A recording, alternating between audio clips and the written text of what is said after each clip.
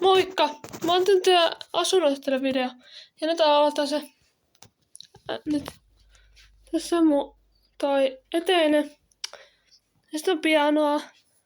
Tässä ja on CDtä, on televisiota, on pehmoja, kaikkea löytyy. No.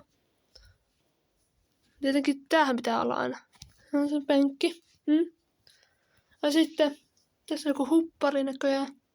CDt on tuossa korissa tässä. On tän kori. Leikki tämmönen. Ja sitten täällä on pehmoja. Tällaisia. Ja tietenkin verhot, ne pitää aina olla. Toisetkin verhot pitää olla. Kolmannetkin. No. Tässä mä nukun. Tää on mun nukkumissänky. Ikkunat. Ja sitten nopeatan kylppäri.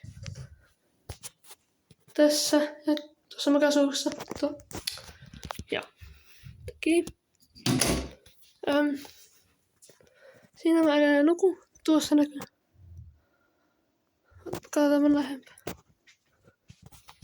Tuo vähän. Noin. Sitten mä näen sitten tää. Joo. Löytyy sukkia, löytyy lakanoita, löytyy niitä teepaitoja, löytyy armenin paitoja, löytyy ihan kaikkea. Täältä löytyy myös housuja. Ja ei ois hauska. No. Sieltä löytyy CDitä. Kaikkea mitä mä oon ostanut. Tai jotkut ostanut. Sitten kirjoja. Tässä on mun kaapit. Tälle. Tässä on mun lempihuppareita. Näitäkin vaan löytyy. Miten voi olla hyviä tuoda? Tää on oikeesti aika hyvä huppari. Mä tykkään tästä ihan hirveästi. Tääkin on. Mä nyt vähän aikaan käyttänyt tätä. Kyllä mä välillä käytän. Ja tätä kanssa. Mutta tätä mä en oo käyttänyt mitenkään pitkään aikaa. No ehkä tätä mä en käytä kauheasti. Saisin joskus. Ja oli tässä. Tossa on. Noin. Niin no se, että täällä oli veteessä. Mä en edes näe mitään, kun täällä on pimeetä.